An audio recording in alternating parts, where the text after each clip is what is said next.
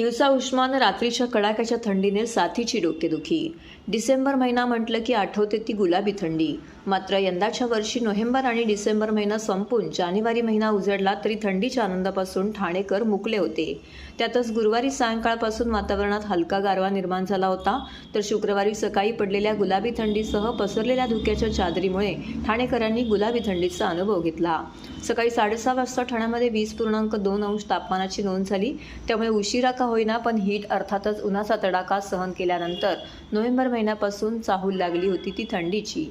मात्र यंदा नोव्हेंबर आणि डिसेंबर महिना उलटून देखील थंडीचा अनुभव घेता आला नाही। त्यात नव्या वर्षात पदार्पण केल्यानंतर जानेवारी महिन्याच्या पहिल्याच आठवड्यातील सायंकाळी यंदा ठाणेकरांना गुलाबी थंडीचा आनंद घेता आला। तापमान 30 अंश सेल्सिअस इतकं असं ऑक्टोबर महिन्यामध्ये होतं। संध्याकाळनंतर हळूहळू तापमानाचा पारा खाली उतरत गेला। हा पारा उतरतच राहिल्याने ठाणेकर नागरिकांनी यंदाच्या हिवाळ्यातील थंडीचा अनुभव घेतला। त्यानंतर शुक्रवारी सकाळी हा पारा 20 अंशच्या आसपास गेला। सकाळी 6:30 वाजता यंदाच्या हिवाळ्यातील सर्वात कमी म्हणजेच 20.2 अंश तापमानाची नोंद झाली।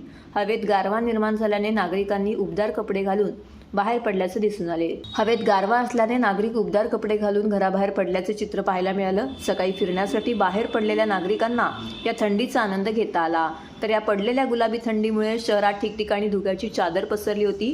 त्यामुळे शुक्रवारी पहाटेपासूनच पडलेल्या या थंडीने ठाणेकर नागरिक सुखावले आहेत।